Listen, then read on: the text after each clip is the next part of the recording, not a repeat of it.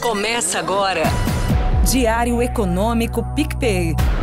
Uma análise das principais informações que impactam os mercados, A economia global e do Brasil. Apresentação Marco Caruso.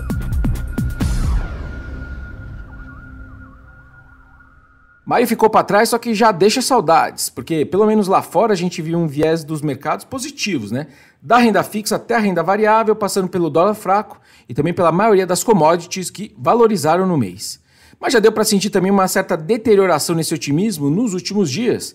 Então junho pode começar num mix de feelings, como gostam de dizer os nossos amigos da Faria Lima e seus derivados. Essa semana o bom humor externo então tem 3 testes. O primeiro é se o Banco Central Europeu vai de fato dar o pontapé inicial nos seus cortes de juros que ele tem prometido.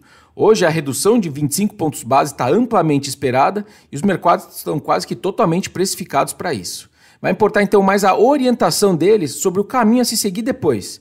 Tem muito tempo até a próxima decisão, que acontece só dia 18 de julho, então provavelmente eles vão dizer que vai depender da evolução dos dados daqui até lá. Apesar que quando a gente escuta a maioria dos diretores do BCE, eles têm colocado um travessão alto para entrar numa sequência de cortes consecutivos. Hoje preferem a princípio, parece, né, para mim, começar agora a cortar, dar uma pausa, quem sabe volta a cortar na outra, pulando uma reunião, etc. A renda fixa europeia, de fato, não tem nada extra precificado para julho de cortes e coloca ali mais ou menos 50% de chance de cortes de novo lá para setembro. Ou seja, o tom que a Lagarde, a presidente do BCE europeu, adotar essa semana pode impactar essa trajetória da taxa no curto prazo. Acho que o segredo, de qualquer forma, pelo menos eu faria assim, vai ser ela tentar controlar qualquer empolgação exagerada dos analistas, porque não faltam motivos para os banqueiros serem prudentes, inclusive o Banco Central Europeu. Outro teste lá de fora vai ser a sequência de dados que a gente vai ver no mercado de trabalho americano de maio até o payroll na sexta-feira. É mais um indicador-chave para a gente pensar sobre o momento do início da flexibilização do Fed. O emprego americano tem dado alguns sinais iniciais de resfriamento, com um ligeiro aumento na taxa de desemprego e também um ritmo mais lento de abertura de vagas. Eu acho razoável também a gente esperar algo mais nesse sentido para essa semana. Números ainda saudáveis no seu nível, só que perdendo o ímpeto gradualmente mês após mês. Por último, outro teste lá fora, menos importante do que os 2 primeiros, são os números finais dos PMIs em todo o mundo.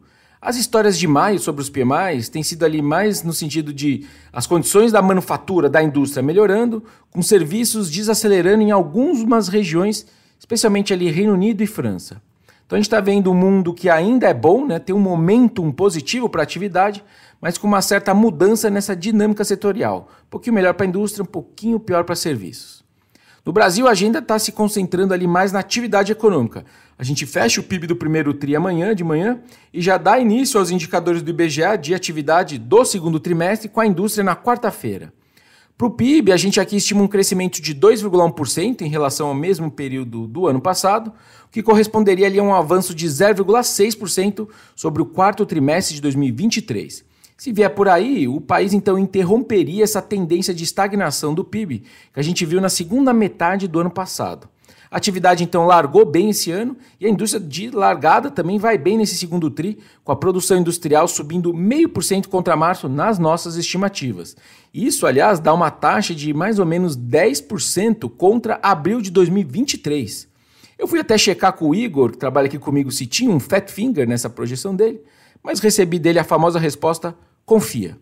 Basicamente, a resposta de por que a gente teve esse crescimento tão forte ano contra ano, em abril, é que a gente teve 4 dias úteis a mais esse ano do que o ano passado.